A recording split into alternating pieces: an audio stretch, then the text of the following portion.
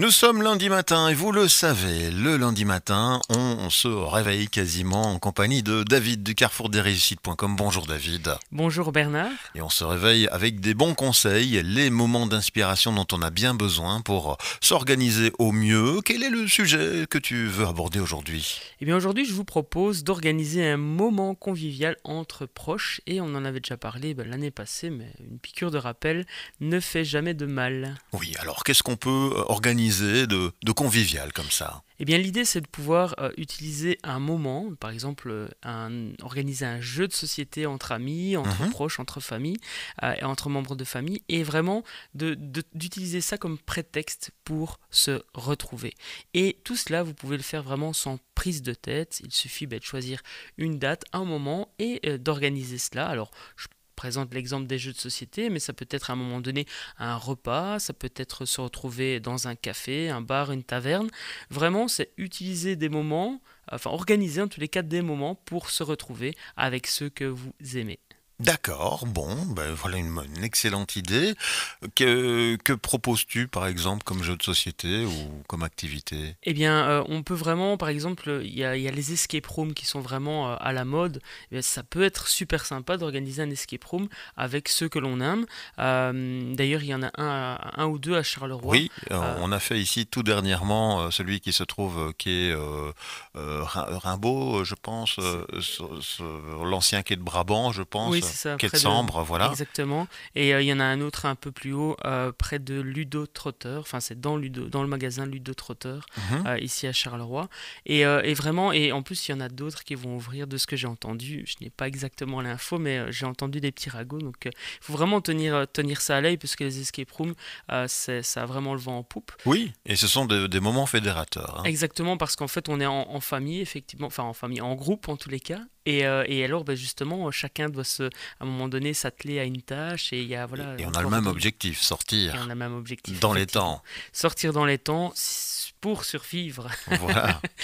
Sinon, voilà, un paintball par exemple, ou bien simplement une promenade dans les bois. Il y a le bois des Manants qui est pas loin, le bois de la Serna, enfin voilà, il y a tellement de choses à faire, sinon des choses un peu plus éloignées. Et il n'y a pas besoin des 1000 et des 100 en termes de finances. On peut vraiment organiser des choses qui coûtent pas grand chose justement. Encore une fois, pourquoi pas faire auberge espagnole. Chacun réalise un petit plat, vient avec et on passe un extrêmement bon moment. Et alors j'ai vraiment une astuce à vous partager par rapport à cela, c'est faites les choses euh, même avec les gens qui... Enfin, sans penser en tous les cas aux gens et sans attendre les gens qui trouvent des excuses pour ne pas venir. S'ils trouvent des excuses pour ne pas venir, c'est qu'ils n'ont pas vraiment envie d'être avec vous et c'est ok comme ça, Il faut faut pas se continuer. sentir coupable Non. ou forcer la main. Exactement, et organisez-en plusieurs, et comme ça vous verrez qu'à un moment donné, soit c'est les mêmes qui viennent à chaque fois, ou soit il y en a d'autres Où qui se l'envie libèrent. va se déclencher Exactement, chez les personnes qui ne voulaient pas au départ, c'est ça. par curiosité ou par justement ce manque qui sera intervenu par rapport à Effectivement. leur absence, quoi. Effectivement, et en plus parfois il y a des vraies excuses, hein, donc je dis pas que tout le monde trouve des excuses pour ne pas venir, Mhm. mais moi par le passé quand j'en ai organisé, j'étais un peu frustré que telle ou telle personne me dise je ne sais pas venir, et puis la fois suivante je ne sais pas venir, je me dis bon en fait elle a pas envie de venir, bon, voilà je fais comme ça avec, et puis peut-être qu'elle a vraiment quelque chose. Mhm.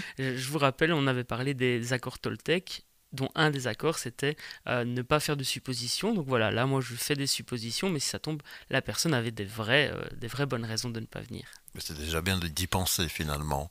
Bien David, on le sent, tu es bien documenté. Comment peut-on faire peut-être pour retrouver ta base de savoir sur l'internet? Alors il y a carrefourdesréussites.com où je poste les chroniques en vidéo, peu de temps après le passage en radio.